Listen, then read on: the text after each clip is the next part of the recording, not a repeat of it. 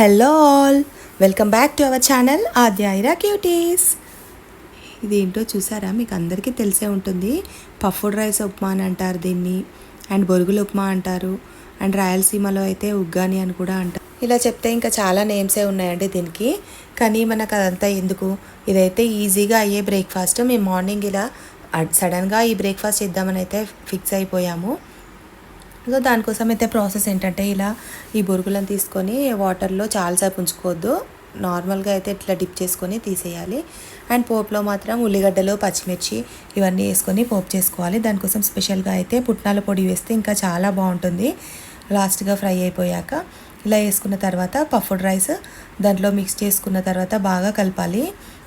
కొన్ని వేసుకుంటూ కలపండి, అలా అయితేనే టేస్ట్ బాగా. ఈ పఫ్డ్ రైస్ ఉప్మా హెల్త్కి చాలా మంచిది.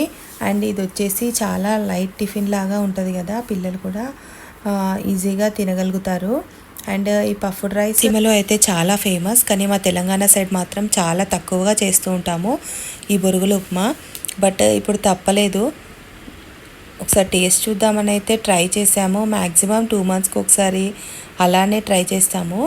ఓకే అండి, ఇప్పుడైతే ఇందాక మిక్స్ చేసుకున్న పుట్నాల పొడి ఉంది కదా, అది లాస్ట్గా ఫ్రై అయిపోయిన తర్వాత ఇలా పుట్నాల పొడిని యాడ్ చేసుకొని ఫైనల్గా స్టవ్ అయితే ఆఫ్ చేయండి. ఎందుకంటే ఈ పుట్నాల పొడి వేయడం వల్ల టేస్ట్ అనేది ఇంక్రీజ్ అవుతుంది. అండ్ మనకి అవి పఫ్డ్ రైస్ అనేది అతుక్కోవు, మంచిగా క్రిస్పీగా వస్తాయి అండ్ విడివిడిగా ఉంటాయి, ముద్దగా కాకుండా. ఓకే అండి, ఈ వీడియో కనుక మీకు నచ్చినట్టయితే please like, share and subscribe and support Aadya cutie.